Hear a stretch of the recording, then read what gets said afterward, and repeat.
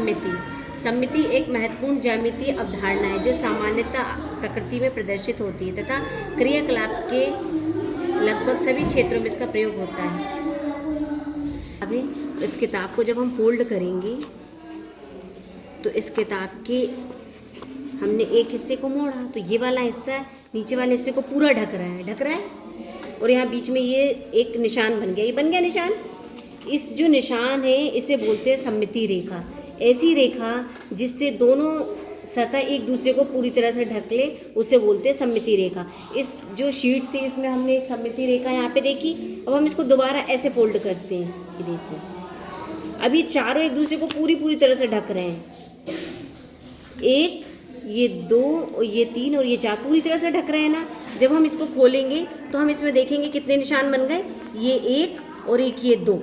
तो यहाँ पे कितनी रेखाएं बन गई सममिति की, एक और ये दो। इस रेखा को बोलते हैं सममिति रेखा। क्या बोलते हैं? अब हम इसको यहाँ कोने से भी मोड़ के देखेंगे, पूरा नहीं ढकेगा। इधर से मोड़ के देखेंगे, पूरा नहीं ढकेगा। जब पूरा एक दूसरे को पूरी तरह से ढक ले उस रेखा को हम बोलते हैं सममिति रेखा। इसमें दो रेखाएं, एक और ये दो, और ये आकृति क्या है? आयत। ये कैसी आकृति है? आयत। जब हम ऐसी आकृति या आकृतियों को देखते हैं जो बराबर संतुलन अनुपात में समरूप हो तब हम कहते हैं कि आकृतियाँ सममितीय आकृतियाँ हैं। कक्षा में उपलब्ध कुछ वस्तुओं की सूची बनाएंगे, जैसे श्यामपट्ट हो गया, मेज, दीवार, पाठ्यपुस्तक इत्यादि। इनमें कौन सी वस्तुएं सम्मित हैं और कौन सी सम्मित नहीं है? क्या आप उनमें से सम्मित वस्तुओं की सम्मित की रेखाएं पहचान सकते हैं? सममिति की रेखा दी गई में इस प्रकार स्थित होती है कि आकृति को दो समान भाग में से प्रत्येक भाग एक दूसरे को ढक सके। अभी बताया था, ढक सके। ऐसा आकृति को देखने से ऐसा प्रतीत होता है कि आकृति के कुछ भाग दोहराए गए हैं और दोहराव एक निश्चित पैटर्न में घटित होते दिख रहे हैं। आपके चारों ओर ऐसी कई वस्तुएं मिलती हैं जो आपका ध्यान आकर्षित करती है, जैसे रंगोली की आकृति, फूल, तितली, भवन का मेहराब, बादल आदि। क्या आप फूल, तितली, रंगोली, बादलों में सममित की रेखाएं देख पाते हैं? बादलों की आकृति के विषय में आपका क्या विचार है? इनमें सममित की रेखाओं को कैसे ज्ञात करेंगे? क्या इनमें कोई पैटर्न है? पैटर्न की पहचान कैसे करेंगे? फूल, तितली, रंगोली, बादलों की आकृति देखते हैं।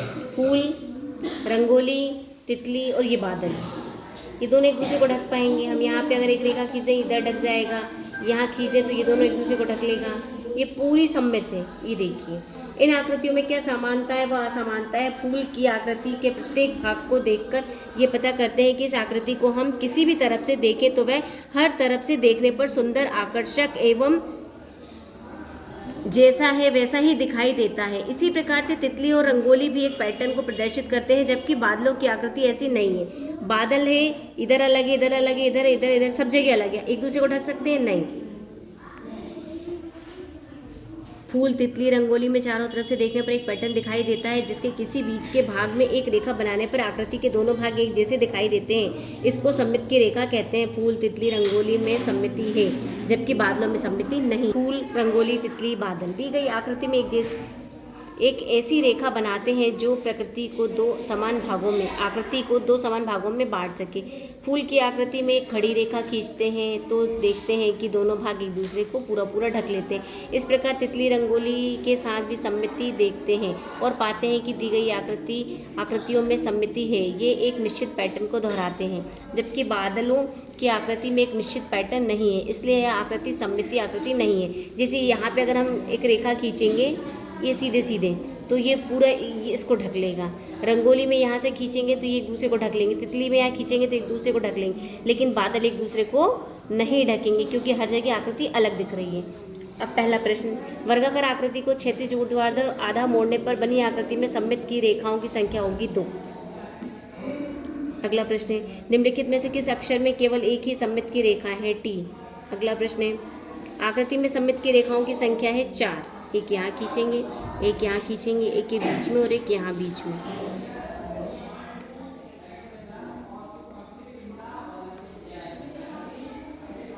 जी इस प्रकार से। मैथ्स शब्द में कौन से अक्षरों के समूह में घूर्णन सममिति है? तो H और S। में सममिति की रेखाओं की संख्या होती है 3। दी गई आकृति में ऐसी आकृति जिसमें एक भी सममित की रेखा नहीं है तो वो है सी। किसी भी आकृति में 360 डिग्री कोण पर घुमाने पर वह अपनी प्रारंभिक स्थिति में वापस आ जाती है। पतंग की आकृति में सममित की रेखाओं की संख्या 1 होती है। सममिति के कोण सममिति के न्यूनतम कोण के गुणज होते हैं। जब एक रेखा आकृति को दो भागों में बांटती है जो कि मोड़ने पर एक दूसरे को पूर्णतः ढक लेते हैं, वह आकृति की सममिति की रेखा कहलाती है। आयत की लंबाई के अनुदिश मोड़कर पुनः चौड़ाई के अनुदिश मोड़ा जाता है। इस प्रकार बनी आकृति में सममिति की रेखाओं की संख्या 2 होती है। आकृति को जब एक निश्चित बिंदु के परितः किसी कोण पर घुमाया जाता है तब वे मूल रूप से एक समान लगती हैं। ऐसा कोण उस आकृति का घूर्णन कोण कहलाता है। दी गई आकृति में हमें सममित की रेखाएं बनानी है। ये हमने एक रेखा ऐसे खींच दी। अब जब हम इन दोनों को मोड़ेंगे तो ये इसको ढकेगा, ये इसको ढकेगा। अगर यहाँ से एक रेखा खींचते तो ये पूरा इस पूरे को ढक लेगा। ये जो चित्र है इसमें अगर हम एक रेखा ऐसे खींचते तो ये पूरा इस पूरे को ढक लेगा। अगर ऐसे रेखा खींचते खड़े में तो ये पूरा इस पूरे को ढक लेगा। तो सममित की रेखाएं हो गई 2, एक ये सममित की रेखा और एक ये। ऐसी आकृति बनाई है जिसमें 2 सममित की रेखाएं हैं। तो ये एक हमने वर्ग बनाया, वर्ग के अंदर एक की आकृति बनाई और ये 2 सममित की रेखाएं खींची। एक ये वाली, ये इसको ढक लेगी, एक ये वाली, ये पोर्शन इसको ढक लेगा। जी वर्णमाला के 2 ऐसे अक्षर लिखिए जिनमें सममिति की रेखा ना हो। अक्षर जी, एच, जी और जे सममित की रेखा नहीं है। सममित मतलब आप समझ गए ना। अगर मैं इसमें एक रेखा खींचूँ तो बिल्कुल ऐसा ही ऊपर है, नहीं है ना।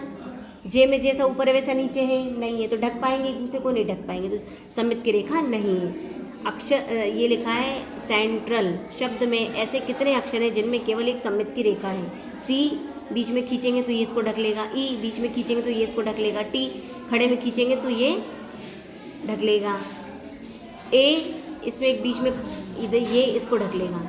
एक सममित की रेखाएं हैं सी में, ई में, टी में, ए में। एक आकृति में सममिति का न्यूनतम कोण 30 है। इस आकृति के अन्य सममिति के कोण क्या होंगे? तो हमने पढ़ा था इसके गुणज होते हैं। तो 30 के गुणज क्या होंगे? 60, 90, 120, 150, 180, 210, 240, 270, 300, 330 और 360। अगला प्रश्न, दिए गए अधूरे चित्र को इस प्रकार पूर्ण करें कि ए बी सममित की रेखाएं। हमें सिर्फ ये रेखा और ये रेखा दी थी और ये, तो हमने इसको ऐसे खींचा, 2 लाइन ऊपर 2 लाइन नीचे। ये बीच में 2 लाइन में था, यहाँ सेम जैसा ये था वैसा। और ये अब यहाँ सममित की एक रेखा खींची तो ये पूरा इस पूरे को ढक लेगा। अगला प्रश्न, एक समान भुजाओं एवं समान कोणों वाला षटभुज की आकृति बनाकर उसमें सममित की रेखाएं बनाई है। एक हमने ये समषटभुज, सम का मतलब होता है सभी भुजाएं समान हो। और कितनी भुजाएं? षट मतलब 6 भुजाएं होंगी। A B C D E F, 1 2 3 4 5 6, 6 भुजाएं हो गई। अब इसमें सममित की कितनी रेखाएं खींची हैं? तो इसमें सममित की 6, एक ये वाली, एक ये वाली, 2 3 4 5 और ये 6। कितनी रेखाएं हैं? सममित की 6 रेखाएं हैं इसमें।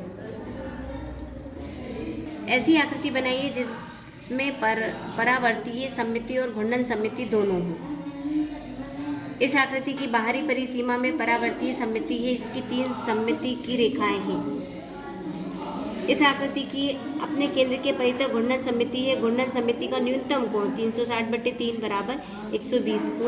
घूर्णन सममिति के अन्य कोण होंगे 240 और 360। दी गई आकृति के लिए 2 और अन्य रेखाएं खींचिए जिससे कि एक ऐसी आकृति बन जाए जिसमें सममिति की एक रेखा हो। ये सममिति की हमने जैसा इधर था सेम वैसे ही हमने इधर खींच दिया। अब यहाँ पे एक अगर रेखा खींचेंगे तो ये पूरा इसको ढक लेगा, एक दूसरे को ढक ले बीच में कहीं भी मोड़ने पर। तो उस ये जो लाइन है, रेखा है, इसको बोलते हैं सममिति की रेखा। तो हमें एक रेखा चाहिए थी, तो ये एक रेखा है, इसे कहेंगे सममिति रेखा। ठीक है। अगला प्रश्न, दी गई आकृति के लिए दिए गए चिन्ह के परितः सममिति के कोण ज्ञात कीजिए। ये बिंदी है। अब इसके परितः में कोण बताना है जिसमें सममिति के कोण हो। तो 180 डिग्री ये बिंदी है, ये पूरा 180 होता है, नीचे भी ऐसे ही होगा 180। इसके बाद 360 डिग्री, 360 मतलब ये पूरा गोल घूम जाए तो 360 डिग्री। अगला प्रश्न, नीचे दी गई आकृति में सममिति की रेखाओं की संख्या ज्ञात कीजिए एवं उन्हें दर्शाइए। तो सबसे पहले ये था, इसमें हमने बीच में एक रेखा खींच दी। अब ये सममिति की रेखा आ गई, ये पूरा इसको ढक लेगा। दूसरी आकृति, इसमें हमने यहाँ से खींचा तो ये पूरा इसको ढक लेगा, यहाँ से खींचा तो ये इसको और ये इसको ढक लेगा। यहाँ रेखा खींचेंगे तो ये पूरा इसको ढक लेगा, ऐसे खींचेंगे तो ये पूरा इसको ढक लेगा, यहाँ खींचेंगे तो ये पूरा इसको ढक लेगा। चौथी आकृति में हमने यहाँ पे खींची तो ये पूरा ऊपर वाला नीचे वाले को ढक रहा है, यहाँ रेखा खींची तो ये पूरा इसको ढक रहा है। तो पहली आकृति में सममिति की रेखाएं हैं 1, दूसरी आकृति में सममिति की रेखाएं हैं 2, तीसरी आकृति में सममिति की रेखाएं हैं 4, 1 2 3 4, 1 2 3 और 4 एक ही बीच में से खींच दिया हमने, ये पूरा इसको ढक लेगा। ठीक है, 1 2 3 4, सममिति की रेखाएं कितनी हो गई 4। आकृति 4 में सममिति की रेखाएं हैं 2, हमें दी गई है के लिए घूर्णन सममिति का क्रम बताइए। इस आकृति में ये जो बिंदी है इसके अनुदिश 2 स्थितियाँ होंगी, 180 ये 180 और दूसरी होगी 360, मतलब ये पूरा घुमाने पर प्राप्त आकृति ठीक मूल आकृति जैसी दिखाई देगी। अतः घूर्णन सममिति का क्रम हो जाएगा 180 डिग्री और 360 डिग्री। अगला प्रश्न है, अंग्रेजी वर्णमाला ए से जेड में कौन कौन से अक्षरों में एक सममिति की रेखाएं हैं, लिखिए। तो वो है उत्तर हमारा A B C D E K M T U V W। अगला प्रश्न, ABCD एक वर्ग है, कितने घूर्णन क्रम के पश्चात वह पुनः अपनी प्रारंभिक स्थिति में होगा, प्रत्येक स्थिति का चित्र बनाइए। वर्ग ABCD की घूर्णन सममिति का क्रम 4 होगा। वर्ग ABCD के घूर्णन सममिति को केंद्र के चारों 90 डिग्री, 180 डिग्री, 270 डिग्री, 360 डिग्री घुमाने पर वह अपनी मूल स्थिति में आ जाएगा और पहले जैसा दिखाई देगा।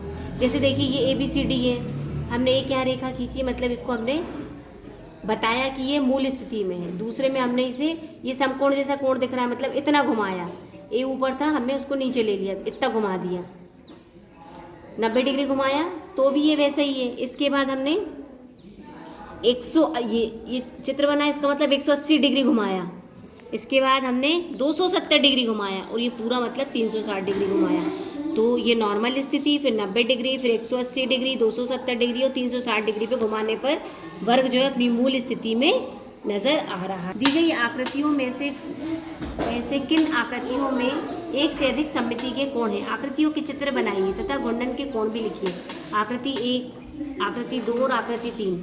तो आकृति 1 में सममिति के कोण है 6, 60, 120, 180, 240, 300 और 360। वो कैसे देखिए, 1 2 3, 3 रेखाएं, 1 2 3, ये हमने 120 मान ली, 60 डिग्री मान लिया।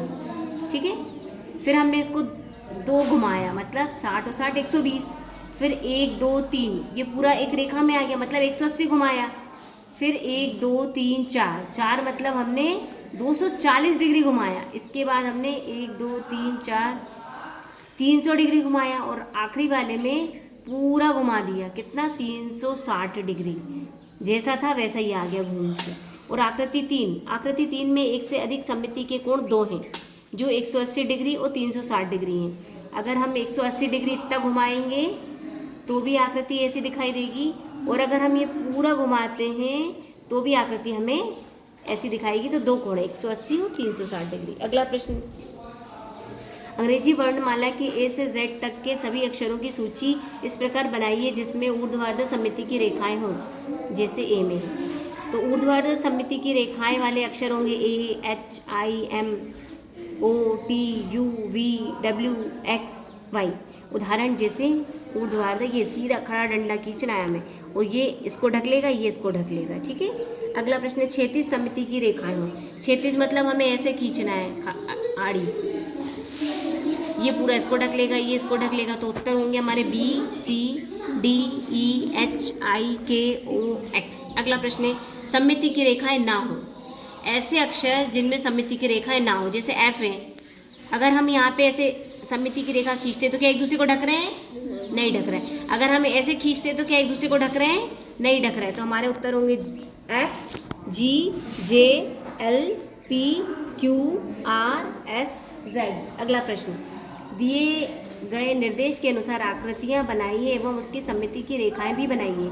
एक चतुर्भुज जिसमें क्षैतिज सममिति की रेखा हो परंतु ऊर्ध्वाधर सममिति की रेखा ना हो। ये क्षैतिज होना चाहिए, ऊर्ध्वाधर सममिति की, क्षैतिज मतलब ये नीचे होना चाहिए, खड़ी नहीं होना चाहिए। तो हमने एक चतुर्भुज बनाया और ये सममिति की रेखा खींच दी। चतुर्भुज ए बी सी डी, नाम कैसे बताते हैं हम? ए बी सी डी, ये इस आकृति का नाम है।